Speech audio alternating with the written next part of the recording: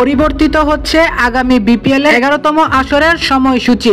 শুধু তাই নয়, এছাড়াও পরিবর্তিত হচ্ছে আগামী বিপিএল এর প্লেয়ার্স ড্রাফটের সময়সূচি।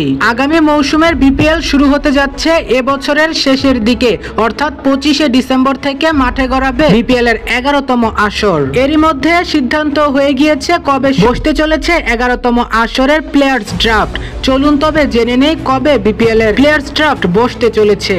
আগামী জুলাই মাসের প্রথম থেকে শুরু হচ্ছে প্লেয়ার রেজিস্ট্রেশন, অর্থাৎ ওভারসিজ যত প্লেয়াররা রেজিস্ট্রেশন করতে চায় আগামী জুলাই থেকেই তারা রেজিস্ট্রেশন করতে পারবে বিপিএল ড্রাফটের জন্য। এবং প্লেয়ার্স ড্রাফট অনুষ্ঠিত হবে আগামী সেপ্টেম্বরের দ্বিতীয় কিংবা তৃতীয় সপ্তাহের শনিবার দিন। ড্রাফটটি অনুষ্ঠিত হবে ঢাকার রেডিসন ব্লুতে, অর্থাৎ আগামী জুলাই থেকে প্লেয়ার রেজিস্ট্রেশন শুরু এবং সেপ্টেম্বরের তৃতীয় কিংবা দ্বিতীয় সপ্তাহের শনিবারে ঢাকার রেডিসনে বসতে চলেছে বিপিএল 2025 প্লেয়ার্স ড্রাফট। এরপর এবছরেরই ডিসেম্বরের 25 তারিখ থেকে পর্দা উঠবে বিপিএল 2025 11তম আসরের।